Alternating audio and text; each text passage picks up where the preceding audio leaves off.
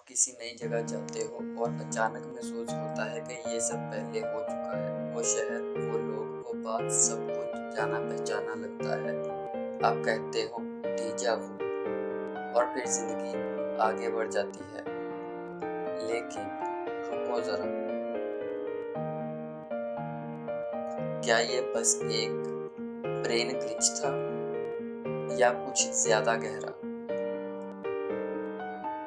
Science के कुछ theories कहती हैं कि डीजा वू एक मेमोरी एरर है, मगर क्वांटम फिजिक्स और टेक एक्सपर्ट्स का मानना है कि ये हो सकता है एक सिमुलेशन का ग्लिच, जैसे कोई सॉफ्टवेयर बग जो एक्सीडेंटली आपको आपकी रियल प्रोग्रामिंग दिखाता है। आज के इस माइंड ट्विस्ट एपिसोड में हम जानेंगे, क्या डीजा वू एक सिग्नल है कि आप इस दुनिया में नहीं हो?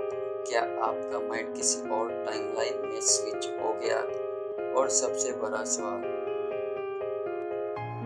अगर ये सब एक सिमुलेशन है तो आप कौन हो इन रियलिटी?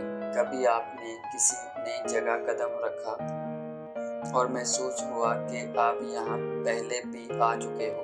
हर चेहरा, हर स्मेल, हर साउंड एक अजीब सी पहचान दिलाती है।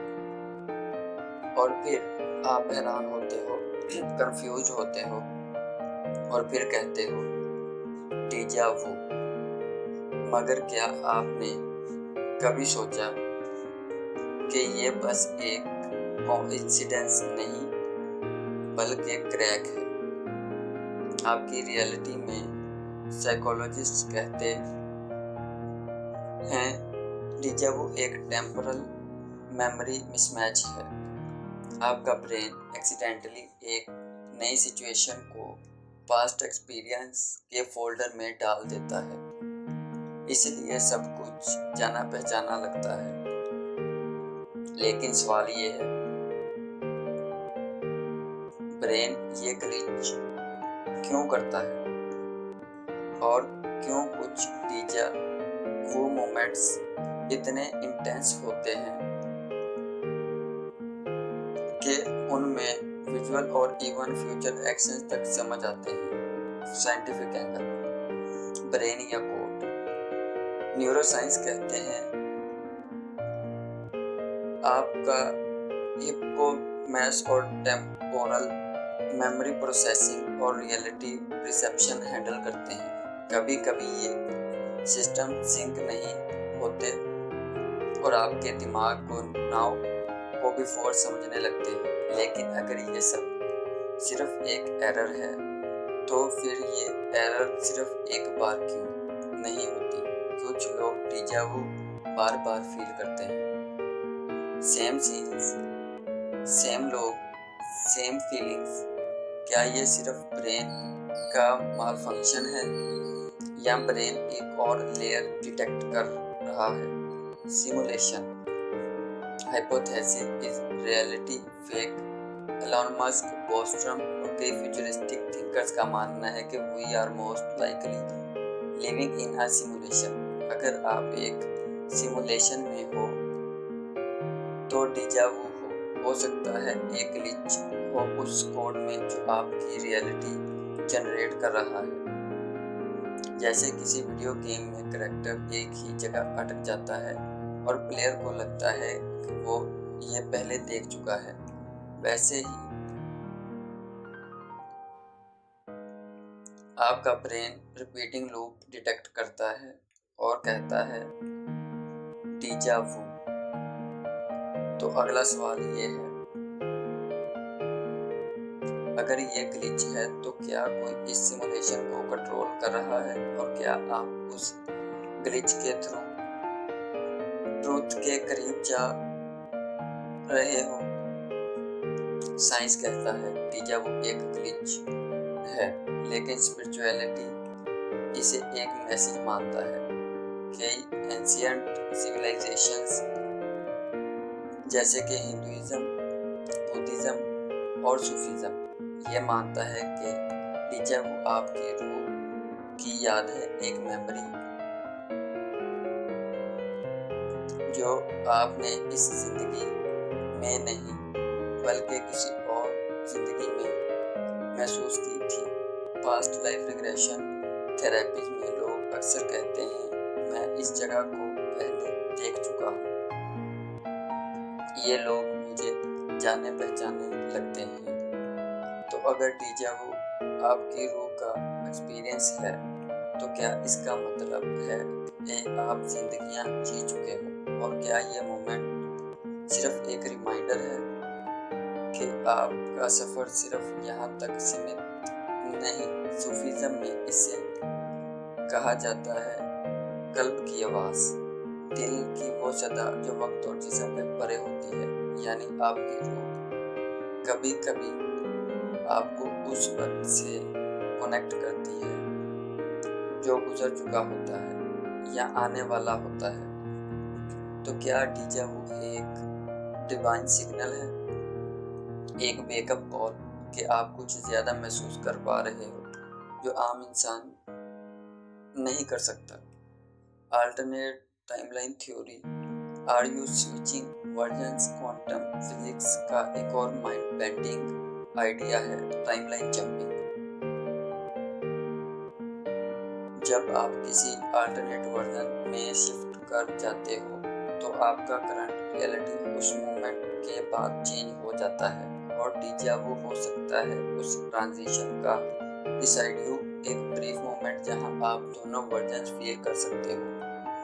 आप काम कर रहे हो, किसी से बात कर रहे हो,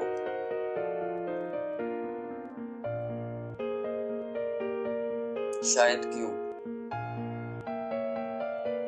क्योंकि आप पहले वहां थे ही नहीं, लेकिन अब हो चुके हो। क्या ये इंसान लगता है? हो सकता है, लेकिन इतनी प्रोग्रेस क्वांटम मैकेनिक्स और न्यूरोसाइंस ने की नहीं। आज वो फैंटेसी है, कल वो साइंटिफिक फैक्ट बन जाता है। Thought experiments. आज रात जब आपको डीजा वू हो, मत कहना बस दिमाग का चक्कर था। खुद से एक सवाल करना, मैं ये कहाँ महसूस कर चुका हूँ और क्यों? अब तक हमने देखा कि डीजा वू सिर्फ मेमोरी एरर नहीं बल्कि एक पॉसिबिलिटी है। क्या ये तो ब्रेन रियलिटी के फॉल्स देख रहे हैं, या आप एक टाइमलाइन से बाउंस हुए हो? लेकिन सबसे क्रेजी थ्योरी ये कहती है you are inside a simulation और deja vu is a leak from that folder. Imagine करिए आप एक वीडियो गेम करैक्टर हो और सिस्टम ने एक्सीडेंटली एक ओल्ड सेव्ड फाइल ओपन कर दी। आपको लगता है कि ये सब कुछ पहले हो चुका है, क्योंकि वो फाइल एक्चुअली वहाँ सेव नहीं थी। बस डिफरेंस ये है कि आप गेम के प्लेयर नहीं, आप उस गेम के अंदर हो। मैट्रिक्स मूवी के एक सीन में मॉर्फस कहता है have you ever had a dream so real you were not sure if you were awake. वही डीजा वू का पोसेशन है। आप एक कंस्ट्रक्टेड रियलिटी में हो,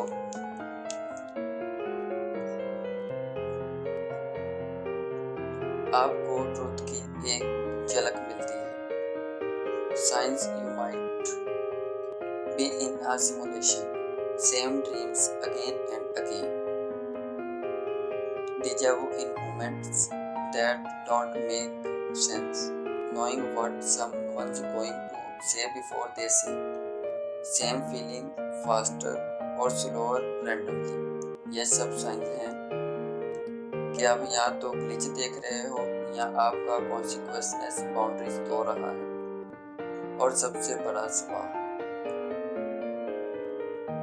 अगर आप सिमुलेशन में हो और आपने अभी ये ग्लिच महसूस कर लिया, तो क्या आप अब इस कोड को तोड़ भी सकते हो? आपका सबसे अजीब डीजा वू कब आया?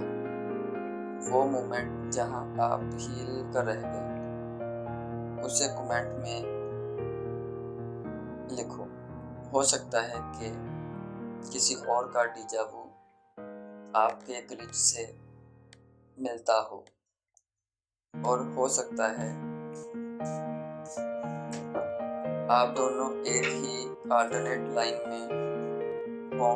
सब्सक्राइब करो न्यूरॉन विजर, क्योंकि कुछ चीज़ एक्सप्लोर करते हैं जो लोग समझना नहीं चाहते। बेल आइकन जरूर दबाएं, क्योंकि अगली वीडियो में हम पूरा सिस्टम तोड़ने वाले हैं। Next episode, what if time doesn't exist and you are living at your life at once. सोच के देखो, क्या हर वक्त आप एक ही वक्त में जी रहे हो? अगले वीडियो में मिलते हैं, जहां हम रियलिटी को डिस्कस करते हैं।